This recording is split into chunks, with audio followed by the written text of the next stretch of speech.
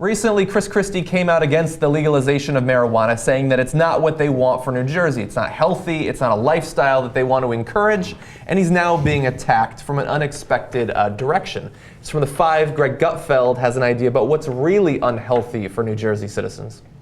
You know what is deadlier than pot, Governor Christie? What kills 300,000 people every year? Obesity. Ooh. There are no recorded deaths by overdose of marijuana. You have to smoke like 20,000 joints. Of course, people get high and they do stupid things, but more people have died from the war on drugs than drugs themselves. It's insulting to reasonable people to equate legalization with telling children it's okay to do drugs. That's not the point. If you're pro-gun, does that mean that you are advocating children shooting themselves? These are inert substances. Drugs do not hop into people's mouths the same way guns don't shoot without the help of a finger. So this is an inert substance, and it should be treated like that, and we should respect people who want it legalized. And I return to the thing, you should then ban Twinkies, and you should ban steaks, and you should ban Cool Whip, and all the stuff that makes you fat. So I have a couple things to say about this. Number one is, I think when Greg Gutfeld talks about you have to smoke like 20,000 joints overdose, I think he's talking from personal experience. I'm not sure. I know he's not that great a writer. I know that his thought process in print is not that well organized. But secondly, yeah, okay, I get what he's saying, right? And I mean, he's got a point. But on the other hand, if you smoke a lot of weed, you get really hungry and you eat a lot of junk food, and then what happens? Obesity.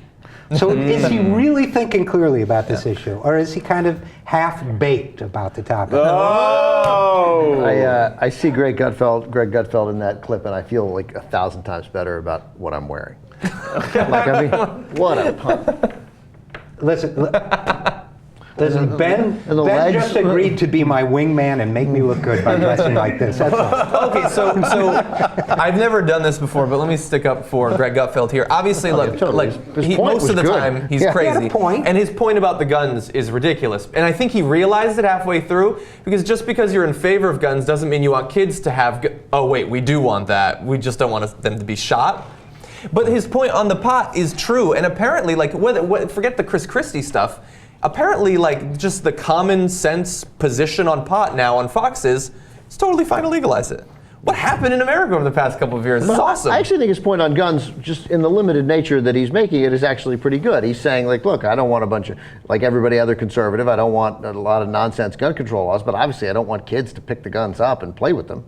You know, the NRA, the only thing the NRA does correctly, the only thing is advocate for gun safety inside your family. They don't care, like, if it goes wrong, they're like, we told you. You know, they're not prepared to change their behavior because of that. But obviously nobody actually wants a kid picking up a gun and playing with it, or very few people. I think we're having climate change in hell, because I just agreed with Greg Gutfeld. Yeah, totally. I know. He's another one of the 1 out of 20 times he's exactly right. Right. Well, that's a libertarian for you. Exactly. 1 out of 20 times they're right, and the other 19 times they make absolutely no sense at all. They're insane. But 1 out of 20 times they're right. But they also, I'll give him like 4 out of 20. They also hate 3. I'll give you 3. They also hate Chris Christie.